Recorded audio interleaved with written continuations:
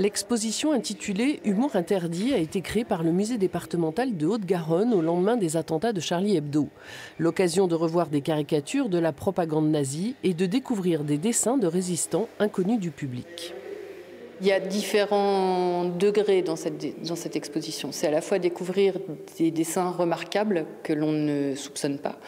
C'est aussi interpeller le visiteur sur la place du dessin et le dessin en tant qu'arme et comment un dessin peut être un outil de haine ou à l'inverse un outil qui va être au service de la défense des valeurs les plus fondamentales.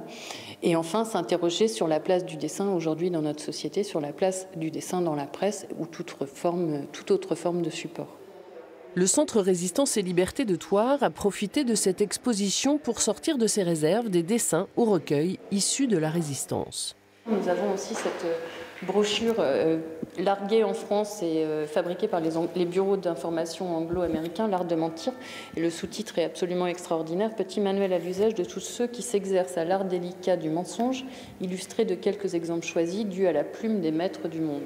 Autre œuvre exceptionnelle, les dessins d'un étudiant du lycée Janson de Sailly à Paris. Il faut savoir que ce lycée était très impliqué dans les actes de résistance.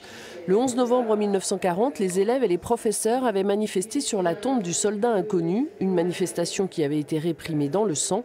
Les dessins présentés ici datent de 1941. On voit bien la maîtrise du trait et la maîtrise également de la caricature. Vous pouvez reconnaître sans trop de difficulté sur le dessin La Cruche cassée, Mussolini à droite, Franco à gauche, ou encore sur la caricature La Fessée, on voit bien Hitler en train de fesser Mussolini. Ce sont des dessins que cet étudiant a fait pour lui ou pour son cercle proche, mais n'avaient pas vocation à être édités parce que la résistance, tout simplement, avait très peu de moyens de diffusion. C'est pour ça que les dessins de la résistance intérieure sont très rares et très peu nombreux.